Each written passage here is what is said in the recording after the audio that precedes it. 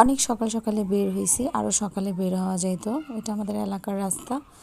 রাস্তা দেখেন, সব দোকানপাট সব কিছু বন্ধ, কেউ নাই। কয়েকজন যারা হাঁটতেছে তারা আছে, বা নামাজ যারা পড়ছে তারা আছে। রাস্তার লাইট এখনও বন্ধ হয় নাই। এই রাস্তা দিয়ে যেতেই অনেক সমস্যা হয়, বাকিটা অত প্রবলেম হয় না।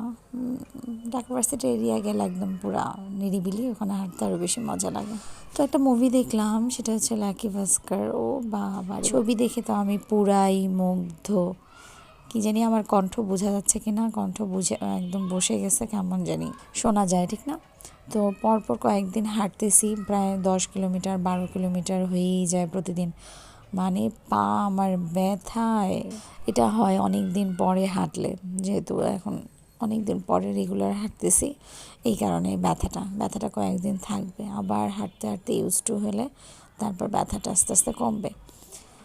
আজকে ছিল আবার ডিসেম্বরের 1 তারিখ।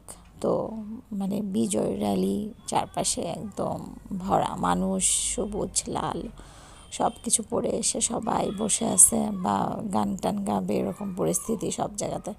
তো আর বেশি দেরি করে নিয়ে আমি একটা রাউন্ড দিয়েই আবার ব্যাক করতে হয়েছে আমাকে। এই সূর্যটা কিছুক্ষণের জন্যই দেখা গেছে, সূর্যটা আজকে সারা দিন ওঠে নাই। এই যতক্ষণ আমি হাঁটলাম ততক্ষণই দেখছি যে সূর্য, কিছুক্ষণ পরেই দেখি সূর্য নাই। মানে সারাটা দিন আজকে এরকম মেঘলা মেঘলা ছিল। পরশু দিন না, গতকালকে তো বৃষ্টি হয়েছে, কিন্তু আজকে কোনো বৃষ্টি হয় নাই।